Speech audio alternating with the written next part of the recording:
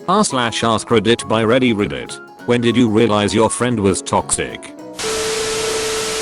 Many things, but when she refused to come to my wedding because she hadn't had weight loss surgery yet and didn't want to look fat and frumpy on my wedding day, that was the culmination that led to me severing ties. She used to refer to me as her duff, the designated ugly fat friend. Then as we grew up, I slimmed down and grew into my appearance rather nicely, and she did the opposite, which infuriated her.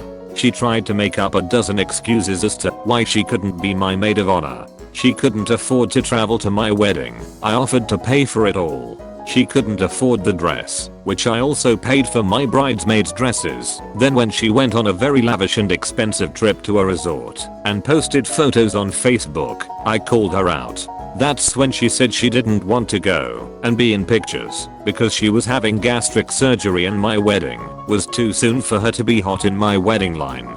Heartbreak.exe. At that point, our other mutual friend melted down and literally listed all the ways my best friend was a frenemy and toxic. Feels bad, man. When he kept on trying to jeopardize my sobriety, I would block his number. He would get a new one. I blocked him on all social media. He would create new accounts. I'm going on a year of being sober, and to this day he stalks me and tries to get me to slip up. It's quite exhausting running from an abusive ex-boyfriend/ex-dealer while trying to maintain my sanity and sobriety. Oh, and he was going to murder me. I wish he would just drop off the face of the earth. Meth is a hell of a drug. I never want to touch it or be around people that use it ever again. Edit, a word.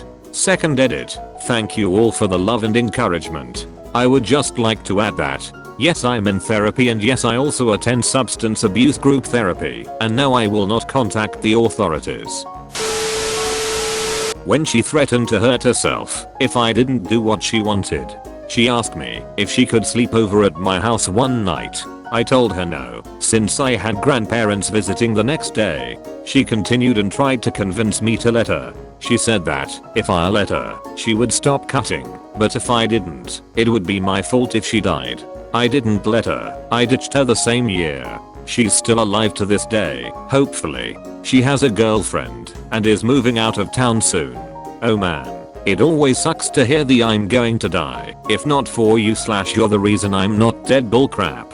I have a toxic friend whom I've still not been able to cut off because the one time I tried, she came to college the next day with her wrists bandaged, claiming it was because of me. Obviously after I spoke to her, the bandages and the wounds magically vanished. I'm so glad you were able to cut this person off though. Genuinely happy for you.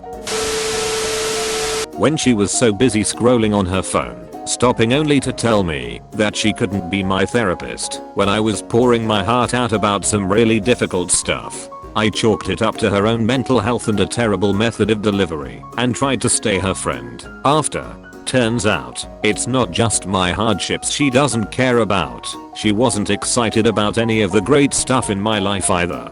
She also doesn't give a duck about my needs unless they're somehow able to fulfill hers. That is concert tickets to her favorite band for my birthday. She dead ass will walk 10 feet ahead of me and not notice that I'm disabled, but is struggling to keep up. I'm expected to be aware of and in support of every single aspect of her life, giving 110% to our friendship, but she'll ignore my messages unless she wants something from me. We've been friends over half my life and I can't even talk to her about feeling like crap because of the way she'll turn it all on me. I'm gonna have to just cut my losses. I can't keep forcing myself to hang out with her when it makes me feel like crap. It occurred to me I hadn't seen her post anything to Facebook for a while, so I checked and she had blocked me. I emailed her to ask what was wrong. Her response was a rambling, manipulative, domineering list of everything she thought I had done imperfectly for the past 2 years, attached to an ultimatum that I accept full responsibility and believe what I was told to believe. The most bizarre of them was when she declared that if I truly understood the basis of friendship, I would be a fan of Kanye West. Unfortunately, we had a wedding of mutual friend coming up, so as much fun as it would have been to let her know how I really felt, I didn't want her making a scene at the wedding. So I bit the bullet and told her what she needed to hear and then cut her out of my life entirely. when she started to lie to people, to become the center of attention. I don't know what happened to her. In our final year of secondary school she just suddenly became this attention seeking person. Some of the things she would do, these are kind of in an order. When I confided in her that I was asexual, she told me she'd keep my secret. Then 10 minutes later she's telling all her other friends in a big group MSN chat that I wasn't part of whilst I'm on the toilet in the other room. I came back into her hastily minimizing and logging out. A friend we both knew sent me screenshots later that night of the group chat and her saying things like she says she's asexual lol, that just means virgin, and we should pay the boys to rape her lol, she won't be very asexual then. I still have the screenshots somewhere. On the way to school she would constantly scratch and slap her arms so they got really red and messed up. Then she told everyone that her parents did it. She would also use makeup to make fake bruises on her face and body. She would constantly lie and say that her father raped her repeatedly almost every night. Child protection ended up getting involved, and the whole thing came out as one big lie for attention at school. Her parents nearly went to ducking prison because of her lies. She expected me to drop all my plans, no matter what they were. Hospital visits, weddings, funerals, literally didn't matter to her, and hang out with her when she said so. She would make me buy her lunch all the time and guilt trip me into buying her clothes and makeup. If I had a problem, she would always have to have a worse problem than me. For example, when my parents were going through a very messy divorce and I didn't know where I was going to live, she started with all of my parents hid me crap and always had to be one up. She tried to get her boyfriend to essentially rape me. She made me try and pick between her and my online friends, demanding that I can't have both. This was the final straw and I picked them. Still best friends with most of them, and one of them is now my fiancé.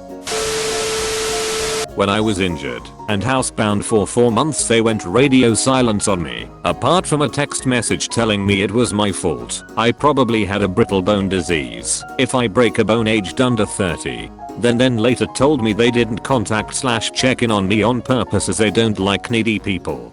6 months later in a twist of karma they get injured and are housebound. Start phoning me up asking me for favors, run errands for them etc.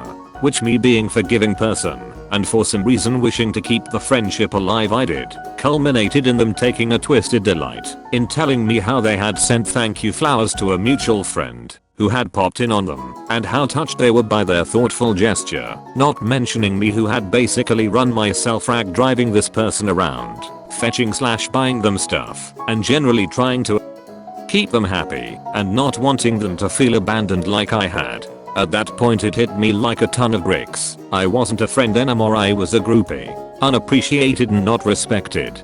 Cut off all contact and never looked back.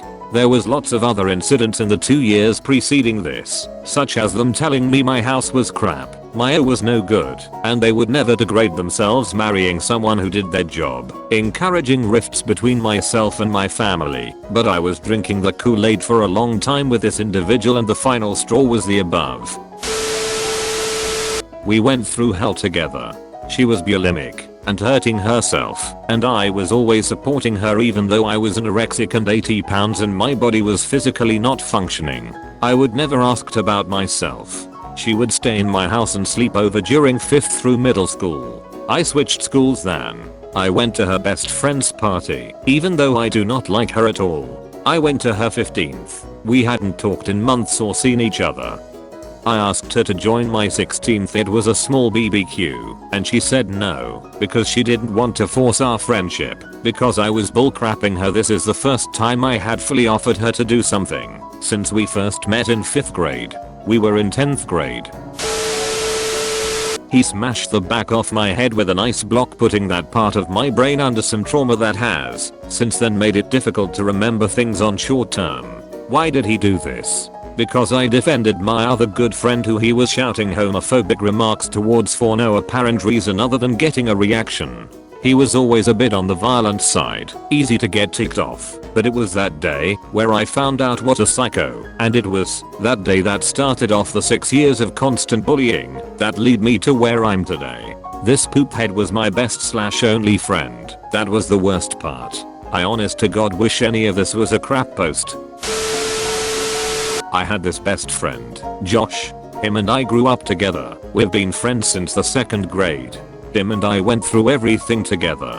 When I was young, I was very stupid and naive. I didn't realize it until him and I started drifting apart. As a child, he would always say things to scare me. Josh always used to talk about creepypastas and such, doing his best to convince me they were real. I ended up having to go to therapy because I was so terrified of Slender Man that I was having nightmares and hallucinations because I was so scared and sleep deprived. It sounds stupid, but I was only 7 to 8 or so. Two of the most blatant examples was when I was called to the office, but they didn't specify why. Josh turns to me with panic on his face and says your dad could have been shot. My father, who I was close with at the time, was a police officer. When he played with my emotions and let out his sadism on me, this felt normal and I didn't know any better. I had a rough childhood, but I remember about a year and a half ago, last time we hung out, he was on the phone with his girlfriend.